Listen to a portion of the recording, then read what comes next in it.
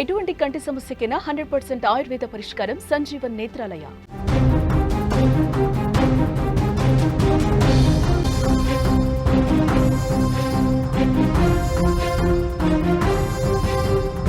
Breaking news చూస్తున్నాం. ఘనాలోని అటవీ ప్రాంతాల్లో ఘోర ప్రమాదం చోటు చేసుకుంది. హెలికాప్టర్ కూలిన ఘటనలో 8 మంది మృతి చెందారు. మృతుల్లో 2 మంత్రులున్నట్లుగా కూడా తెలుస్తోంది. ఆక్రా నుంచి ఓబువాసికి వెళ్తుండగా ఈ ఘటన చోటు చేసుకుంది. గాల్లో ఎగిరిన కొద్దిసేపటికే రాడార్ నుంచి మిస్సింగ్ అయిపోయింది. ఈ ప్రమాదాన్ని జాతీయ విషాదంగా ఘనా అభివర్ణించినట్లుగా కూడా మనకి సమాచారం అందుతుంది.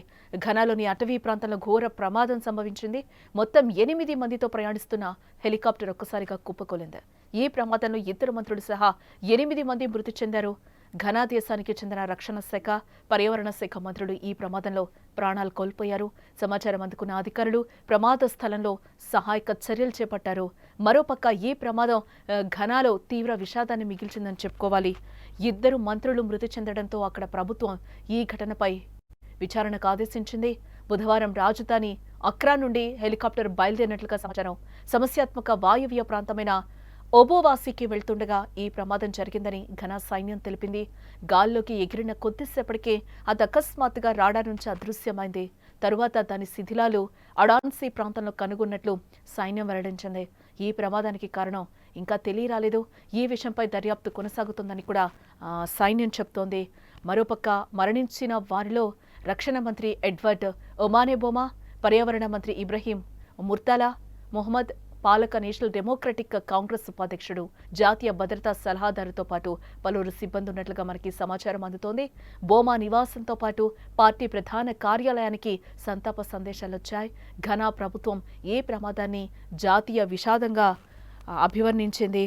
ఘనాలోని అటవీ ప్రాంతంలో ఘోర ప్రమాదం జరిగింది. మొత్తం 8 మందితో ప్రయాణిస్తున్న హెలికాప్టర్ కుప్పకూలిపోయింది. ఈ ప్రమాదంలో 2 మంత్రులు సహా ఘనా దేశానికి చెందిన రక్షణ శాఖ, పర్యావరణ శాఖ మంత్రులు ఈ ప్రమాదంలో ప్రాణాలు కోల్పోయినట్లుగా మనకైతే సమాచారం అందుతోంది.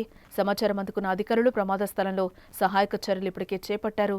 శిథిలాల తొలగింపు కొనసాగుతోంది. ఈ ప్రమాదం ఘనాలో తీవ్ర విషాదాన్ని మిగిల్చింది.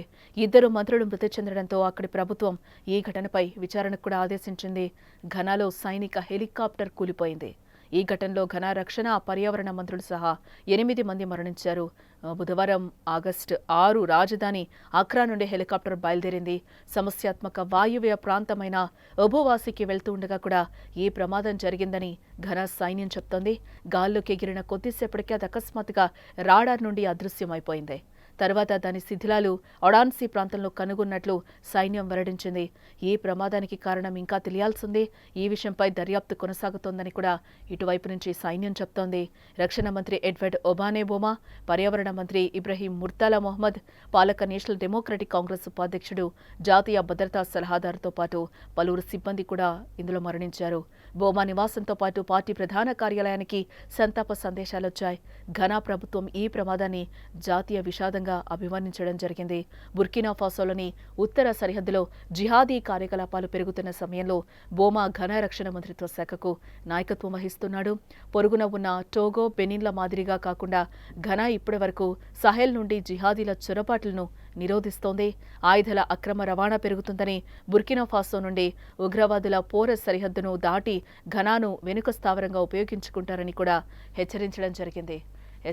ఘనాలోని అటవీ ప్రాంతంలో ఈ ఘోర ప్రమాదం కలిచివేస్తుందని చెప్పుకోవచ్చు. మొత్తం 8 మందితో ప్రయాణిస్తున్న హెలికాప్టర్ ఒక్కసారిగా కుప్పకూలిపోయింది. ఈ ప్రమాదంలో 2 మంత్రులు సహా 8 మంది మృతి చెందినట్లుగా కూడా మనకి బ్రేకింగ్ న్యూస్ లో సమాచారం అందుతోంది. ఘనా దేశానికి చెందిన రక్షణ శాఖ, అలాగే పర్యావరణ శాఖ మంత్రులు ఈ ప్రమాదంలో ప్రాణాలు కోల్పోయినట్లుగా మనకి సమాచారం. ఈ సమాచారం అందుకున్న అధికారులు ప్రమాద స్థలంలో అయితే ఇప్పటికే సహాయక చర్యలు చేపట్టినట్లుగా కూడా మనకు తెలుస్తోంది. ఇటు మరోపక్క ఈ ప్రమాదం ఘనాలోని తీవ్ర విషాదాన్ని మిగిల్చిందని చెప్పుకోవచ్చు.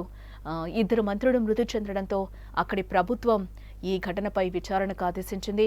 బుధవారం రాజధాని అక్రా నుండి హెలికాప్టర్ బయలుదేరింది. సమస్యాత్మక వాయువ్య ప్రాంతమైన ఓబువాసికి వెళ్తూ ఉండగా ఈ ప్రమాదం జరిగిందని ఘనా సైన్యం కూడా అంటోంది.